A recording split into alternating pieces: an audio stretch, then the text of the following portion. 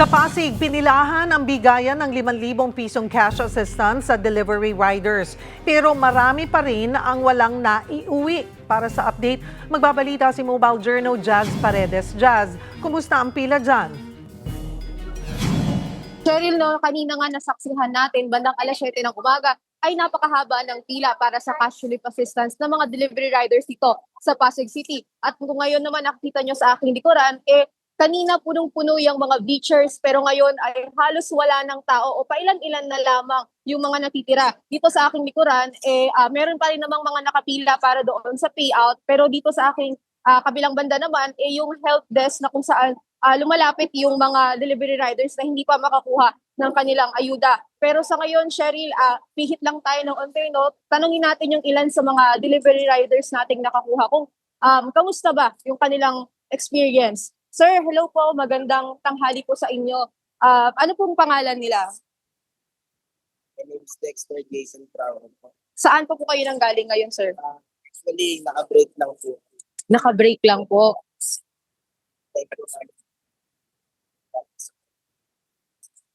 Makakuha po isa. Ano po bang nangyari, sir? Simula anong oras po kayo nandito? Before lunch po. Before lunch? Nakakuha naman po. Hindi pa po kasi wala po kami sa listahan. Although nag-fill up naman po kami online.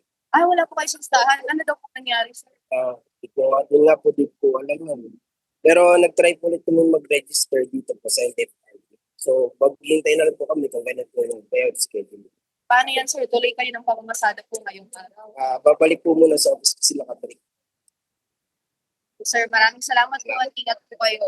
Ayan, Cheryl, nakita nga natin, meron pa rin tayong mga kapatid na delivery riders na hindi pa rin nakakuha. At actually kanina, ay meron pa nga tayong nakitang delivery rider na bit-bit pa yung kanyang 2 taong gulang na anak para pumila dito sa cash relief assistance sa Pasig City. At ang kwento niya, wala nga raw siyang mapag-iiwanan ng kanyang anak. Ito yung bahagi ng kanyang pahayag.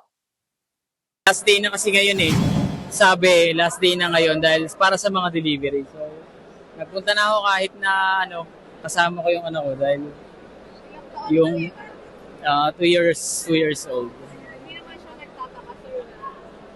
Yun nga, medyo nai-irritable na siya kasi mainit. Tapos ang haba ng pila, since 6 a.m. nandito na kami.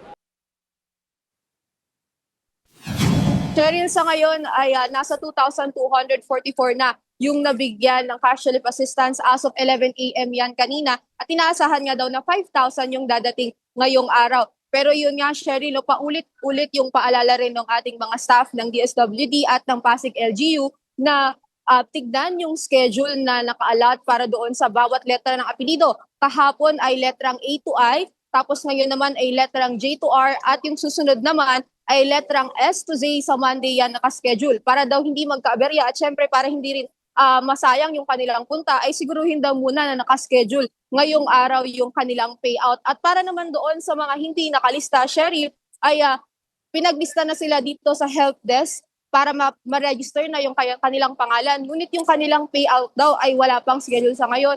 Ngunit pinapayuhan sila na antabayaran na lamang daw ang announcement ng LTFRB kung kailan yung susunod na payout. Pero most probably nga daw ay after whole week pa ito. Kaya antabay lamang daw sa kanilang website or Facebook page para sa susunod na schedule ng payout. Cheryl. Maraming salamat, Mobile Journal Jazz Paredes.